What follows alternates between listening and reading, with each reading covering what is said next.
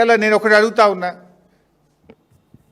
చీటికి మాటికి సిట్ అంటున్నావు కదా, చీటికి మాటికి ఎంక్వైరీలు అంటున్నావు కదా, నేను ఇంత ఓపెన్గా ఫ్యాక్ట్స్ బయట పెడుతున్నా. నీకు నిజాయితీ ఉంటే, దమ్ము ఉంటే దీన్ని సిబిఐ విచారణకు ఆదేశించు.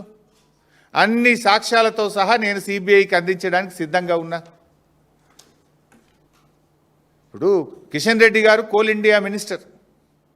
ఇవాళ కేంద్ర ప్రభుత్వంకు సింగరేణిలో 49% వాటా ఉంది.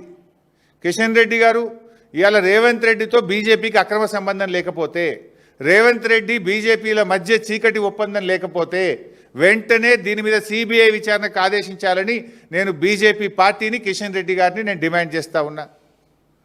మీరు కుమ్మక్కు కాకపోతే ఆదేశించండి, మీరు సిబిఐ విచారణకు ఆదేశించండి. నా దగ్గర ఉన్న అన్ని ఆధారాలు తెచ్చి నేను సిబిఐకి ఇవ్వడానికి సిద్ధంగా ఉన్నా. నేను చెప్పిన ప్రతి విషయం మీద కూడా నా దగ్గర ఆధారం ఉంది. అందుకే ఇవాళ మీరు ఇంకోటి గమనిస్తే 2 సంవత్సరాల నుంచి సింగరేణికి ఒక పర్మనెంట్ సిఎండి లేడు.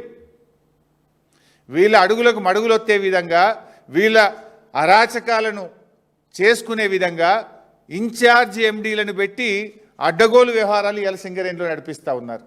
జనరల్గా సింగరేణికి ఒక సీనియర్ మోస్ట్ ఐఏఎస్ అధికారిని, ఒక స్పెషల్ చీఫ్ సెక్రటరీ ర్యాంక్, ఒక ప్రిన్సిపల్ సెక్రటరీ ర్యాంక్లో ఉండే సీనియర్ అధికారులను సింగరేణి సీఎండీగా పెడుతూ ఉంటారు.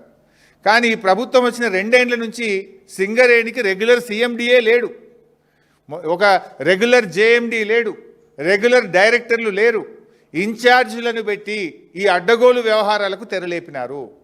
తమ యొక్క అడ్డగోలు వ్యవహారాలు, తమ పర్సంటేజీలు, తమ చీకటి ఒప్పందాలు, కాంట్రాక్టర్లు దక్కించుకోవడానికి వీళ్ళు ఇన్ఛార్జీల పాలన కొనసాగిస్తూ ఇదంతా కూడా చేస్తూ ఉన్నారు.